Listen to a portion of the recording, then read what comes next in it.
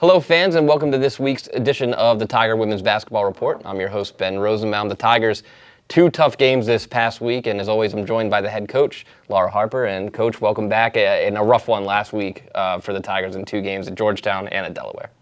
One, thank you for having me. And yes, 2-game slide. Definitely learned a lot from those 2 talented teams.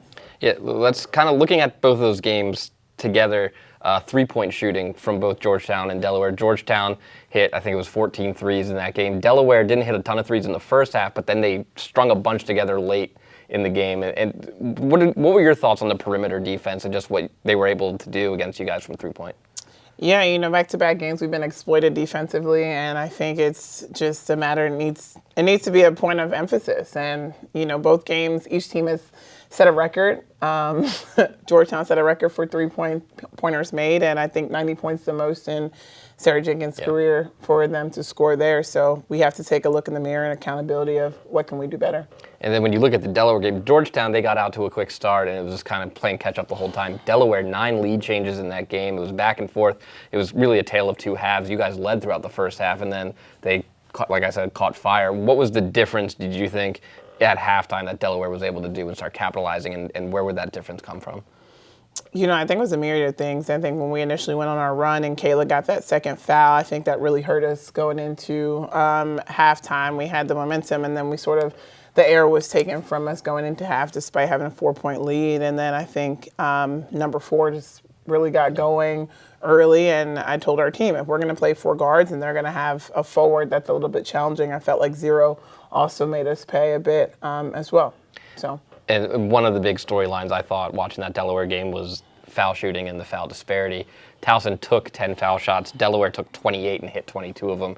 When you have that kind of game going and it seems like you aren't getting the calls and the other team's getting the calls, how do you have to change your coaching and your play style to try to adapt to that, to try to account for the free trips to the line that Delaware was getting? Just adapting and knowing that we may have to look a little more zone early, but we still missed 7. So we need to be patient and take our time and convert on our free throws as well. On a bright side, Tilda Schukvist continues to be pretty great from beyond the arc. Speaking of 3-point shooting, she's tied for 10th nationally in 3-point percentage at just over 52%. What does she do? I mean, she's a point guard. We've seen it. She loves to facilitate. She throws great passes, a ton of assists, but it doesn't seem like she hesitates at all when she has a chance to shoot a 3, and she doesn't shy away from a hand in her face.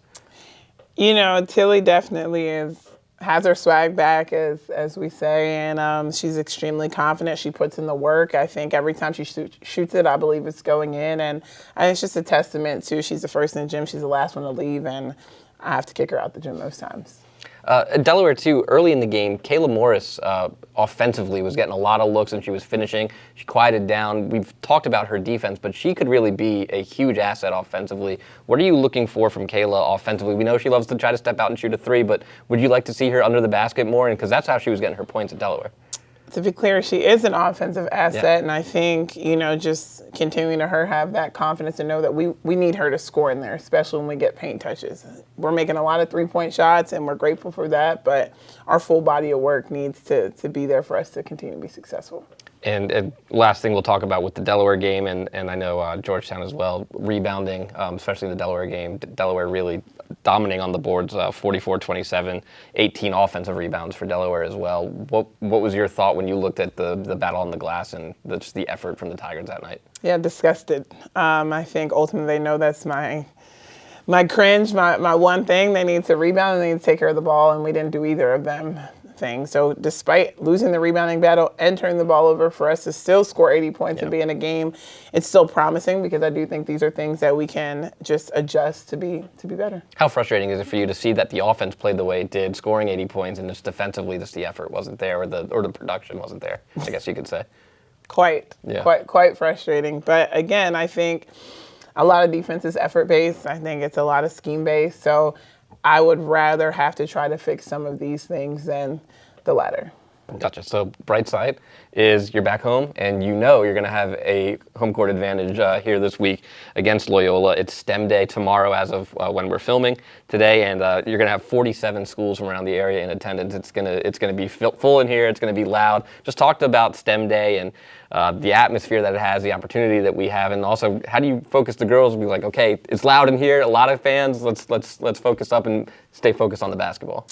Well, first of all, I'm just extremely grateful that Towson does a phenomenal job of getting schools here and just giving us that level of atmosphere that you cannot duplicate. So I think ultimately it's just reminding our student athletes that, look, it's a sellout. How do we play in front of, this many kids, this much noise? We dream for these kind of atmospheres. We'll put a little music on today, kind of be a little bit loud, some crowd noise, and hope that we can produce. And taking a look at the Greyhounds, they're off to a tough start, 1-7 on the year, and most recently a loss to Delaware. But it starts and stops with Lexi Tarian. I mean, she's averaging near a double-double. I mean, she's really just an all-around player, great inside. How do you defend Lexi Tarian and try to limit her production?